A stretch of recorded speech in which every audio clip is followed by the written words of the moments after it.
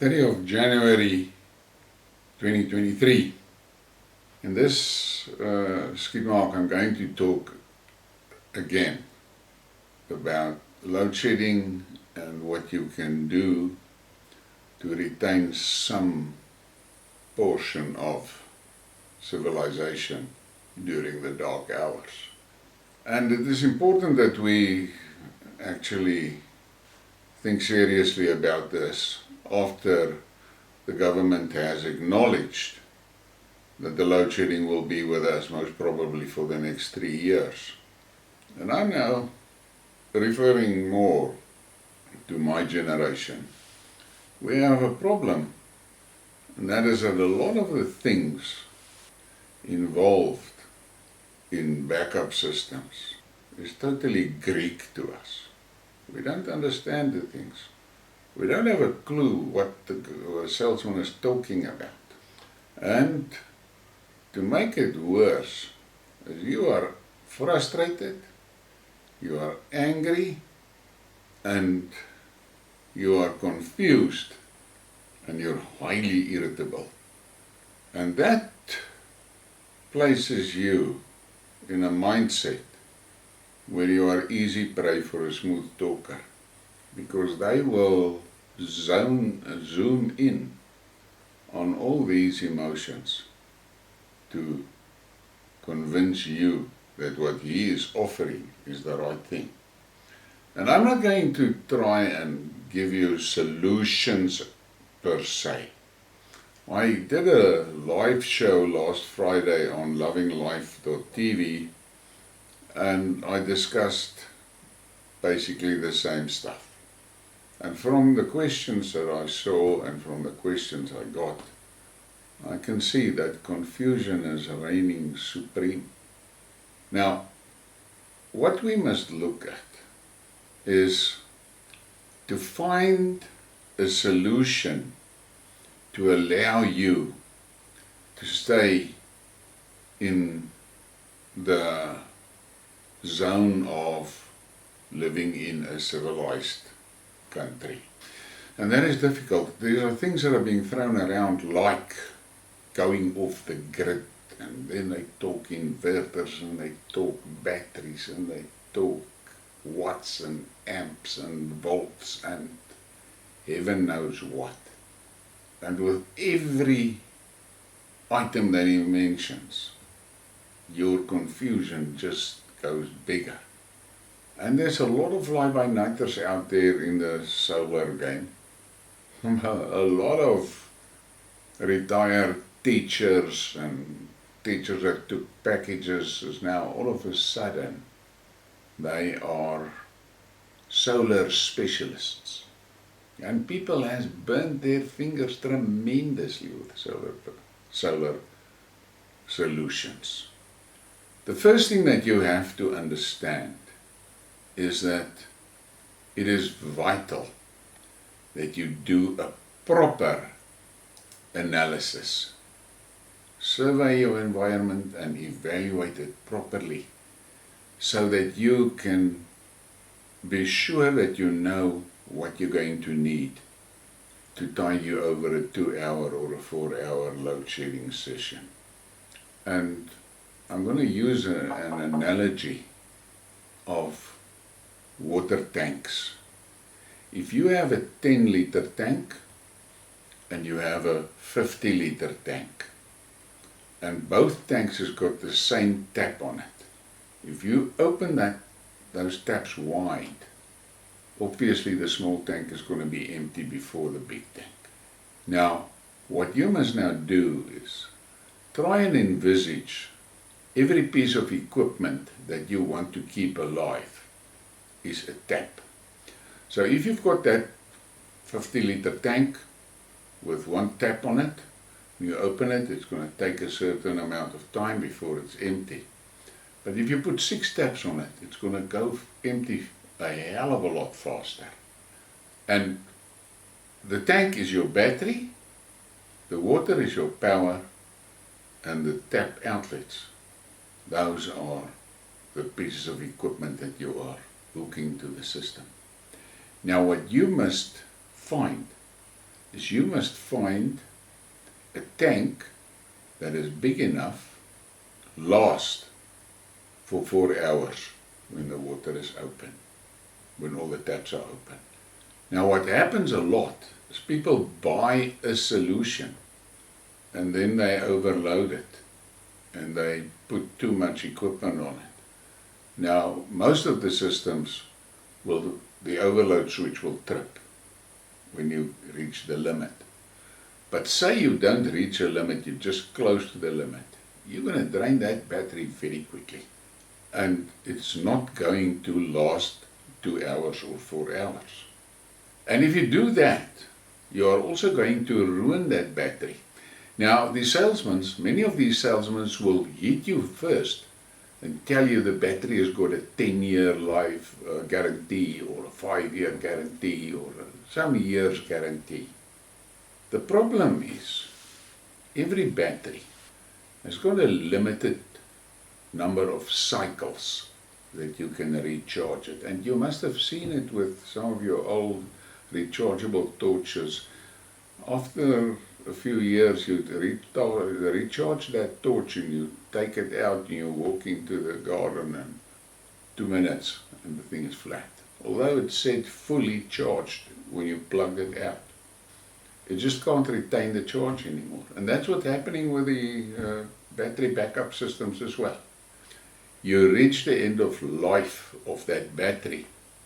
And if you are abusing that system, you're going to reach that end of life way before that 10-year warranty they sold you. And what you must understand, especially with the lithium batteries, they can see in the electronics of that battery how many cycles that battery has gone. They can see it. So you ruin the battery, and then you want to claim the warranty, and then they look on it and they say, no, man, look here, man, you've overshot the cycles. And then they show you the small print and all of that, and that is when reality hits you like a 4-pound hammer. So, make sure you know what you want to carry. In my house, and I'm going to say that again, in my house, my battery backup system that I have provides power for my television, the decoder, the satellite dish, 2 Wi-Fi points, the Wi-Fi router, my computer, 2 screens, and 4 security cameras. That is what I am drawing off that battery. And the TV is only on when my wife is home. When my wife is not here, it's only my office that runs. And I know that in a 4-hour session, I won't drain my battery below. With the TV on, it will not go below 80%, which is good because I've got lead carbon batteries, which is cheap batteries, and those batteries, if you don't go past 80%, you will extend the life of those batteries quite a lot. Initially, when I set my system up, it had 2 batteries, and on a 4-hour session, I could draw that thing down to about 25%, which is far too low. Sorry, that was with the 1 battery, the initial 1 battery. Then I put 2 batteries on it, and that changed, and it dropped to about 60%, sometimes a little bit below 60% on a 4-hour session. And I realized if that is what I'm going to do to it, those batteries are not going to last maximum 18 months. And I added 2 more, so I've got 4 lead carbon batteries on my UPS. And now as you look at this graph, you can see initially with a 1 battery on it, it went too low. That's the first big dip. And then I put the extra battery on, and it was better, but not much better. When the TV is running with the office, it still went down low. and then I put 2 more in. You can see there on the right hand side of the graph, there you can see where it goes. Sorry, I'm making a mistake here. The first 2 low dips is 1 battery, the second 2 low dips with 2 batteries, and then I added 2 extras so that I had 4 batteries, and then you can see the rest of the graph. It stays above 80%. So I'm talking about first-hand experience. Now you must understand, there are certain items that draw a lot of power. You may not be aware of it, but I mean a microwave is a killer and things like that. And what I'm talking about now is not to drive your house. It's just to give you something to survive a 2-hour and a 4-hour load shedding session. Now, when you walk into a computer shop, they will show, and you talk about a UPS, they will show you something like this. It's about the size of a shoebox. Those things are useless for load shedding for the simple reason they were initially designed to protect your computer against power surges, and when the power goes off, it allows you time to shut your system down properly. So you get about 10 minutes on your PC out of something like that. So don't even look at these things. They are junk. They're useless for load shedding. Don't look at that. And then, as during the past 6-7 months, a lot of new products came on the market, and you started seeing something like this. It's a single battery and it's portable, and this one is 500 watts. Now this has got advantage. You can plug a light into it and you can charge your phone from it and something like that, but that's it. It's extremely basic.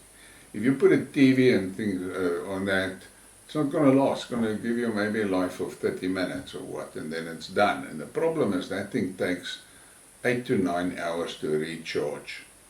So this is a okay thing for a real emergency, and for a little while, but it's not really suitable for something like a load shedding session of 2 hours. The one that I like and what I'm using is something like this on this image now. It's called a Trolley UPS. The battery is inside the trolley. You go to the shop, you buy that thing, you get home, you put it down, you push it to the place where it's close to a wall socket, you plug it in, and on the front it's got plugs where you put your extensions in, and then you power the things that you want to. But you must remember, these things has got ratings of 1 kW or 1.5 kW or 2.2 kW or 2.5 kW. That kW gives you an indication of how much stream you can pull through that. Now, if you would like to top up your fridge freezer, say for 30 minutes during a 2-hour load shedding session, and maybe 2 times 30 minutes, hour, 30 minutes on, hour, 30 minutes on. You want to do that with your fridge, you must not buy something that's less than 1.5 kW, because the fridge, when it starts up, it will exceed that 1 kW of the smallest one, and it will trip the thing. Now when we get to the batteries, this one that I'm showing you on the image here has got a lithium-ion battery in, and this is the small one, which is a 1 kW, and here is an image of the 1.5 kW. Now the 1.5 kW has got a battery in there, and if I want to compare that to my house and what I've got here, I have to put an extra battery, 1 extra battery onto that trolley to get the same performance that I get from the pack that I've got here. These are the things that will allow you to drive your Wi-Fi, your TV, and a light or 2, things like that. just to help you go through the load shedding session, retain your connectivity, and your PC is on, or your laptop is on, and your Wi-Fi router is on, and you can have your security cameras on at 1, 2 or 3 and things like that. And to me, this is the most sensible first step, because these that I've showed you, the photographs of these trolleys, they are solar enabled, which means you can plug solar panels into it.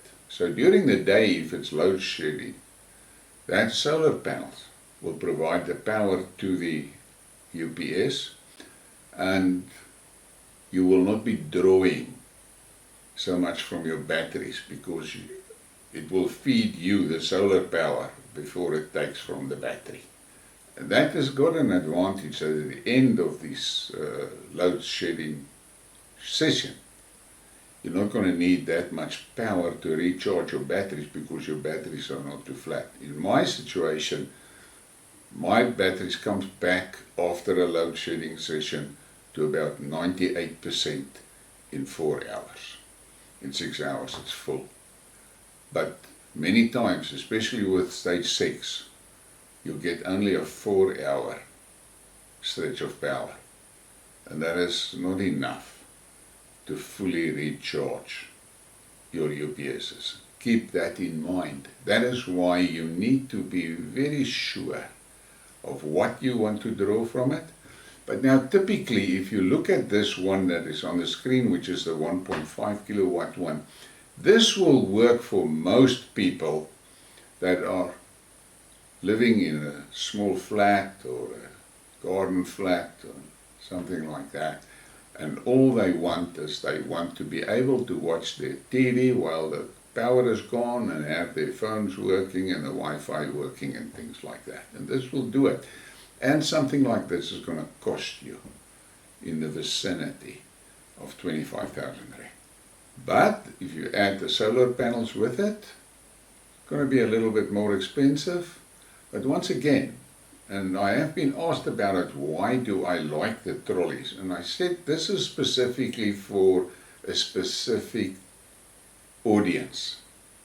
You may be renting a flat and you don't want to install solar systems in a place that you rent. With this thing, you will take, you put the 2 solar panels, that's the maximum that it can take. You will put the 2 solar panels up, either in a garden or tilted against a wall or something like that. Not a permanent installation. And the day when you have to move and you go to another place, you pack your stuff up and you take it with you. And it's not an installation with cabling and trunking and ducting and all of that. That is why I like these things. And the main thing for me is there's no professional needed to install the thing. You go and buy it, you pick it up, you bring it home, you roll it into its position, you plug it in, and that's the end of the story. Plug and play, that's what it is. But now remember, don't think you're going to put your fridge on it and let it run for 4 hours. It's not going to work. Even with the extra battery on it, it's not going to do it. And this thing can only take 1 extra battery. If you want to start running fridges and freezers and microwaves and things like that, then you'll have to go to a full solar solution. And that's it. If you are planning to go for a solar solution for your house eventually, then this is most probably not the correct way to go. Then it will be better over the long term if you start and you just buy a proper inverter and get that inverter installed and run your stuff off it while it's connected to the grid. It charges the batteries, you use the batteries when the power is down and all of that. That is what you can do then. But then you must make sure that you buy an inverter that is of a good quality, because sometimes some of these cheap inverters, they will last 10 years or they'll last 10 months.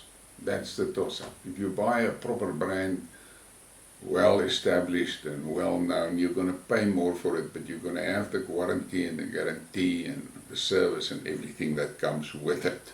So be careful when you want to do that. The main objective of this talk is just to make you understand and think back about that water tank. The more taps you put on it, the quicker you're going to drain it. The water tank is your battery, and the water running out is your power. So if you've got 10 taps on that tank's going to be empty like that. So think about that. And watch out for, if you have been shopping around for something, and all of a sudden you see specials or advertisements and the thing is half the price of what you, who've been quoted by 3 or 4 other guys, just know this. If it sounds too good to be true, it will most probably be too good to be true. It's either a scam or a bullshit story. Be careful with that.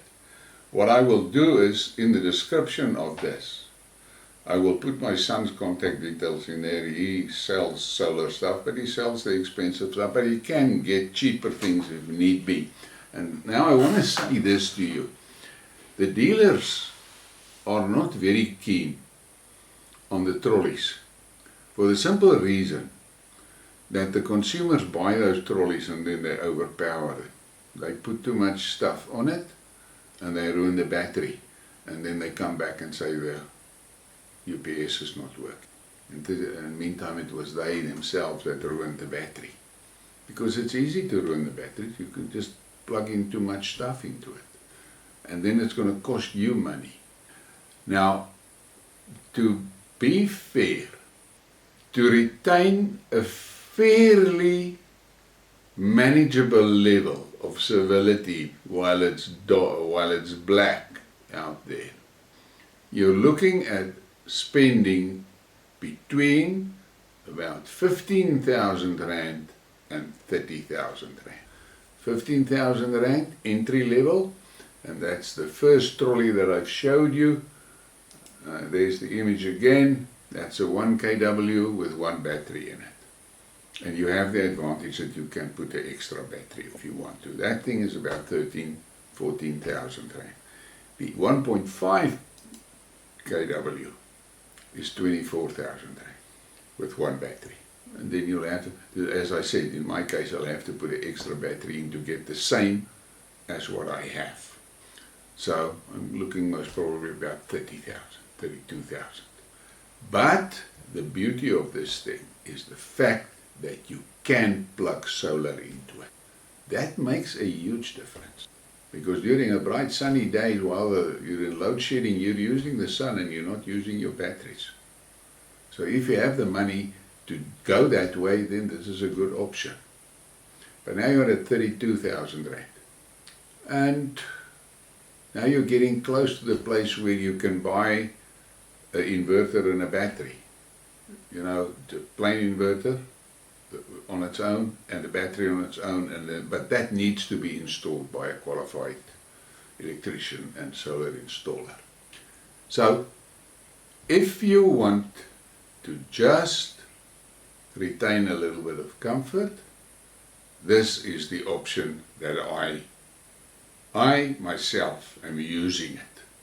And this is something that will satisfy your basic needs. And it is fairly affordable. It's not cheap, but it's fairly affordable. You can get the trolley for about 14,000, and then the little bit more powerful one at 24,000, and you must make the choice. It depends on what you want to draw off that thing. But don't fall for these stories about going off the grid. And so you talk go off the grid.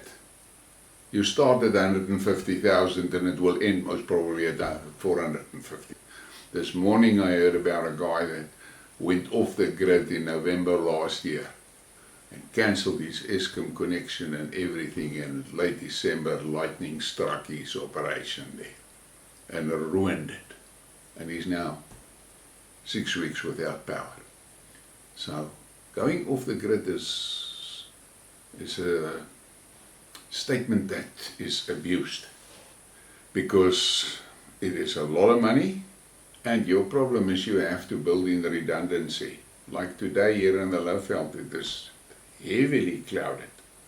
So if you bought just enough solar panels to handle your batteries properly on a sunny day, today with the sun gone, you're only going to get about a third of the power that you actually need to charge those batteries.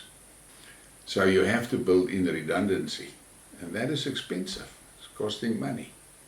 I hope that this is giving you a little bit of a better idea of what to look at and what to ask for and what to consider. Please give me a like and a subscribe and share this thing if it is of any value for you. Thank you.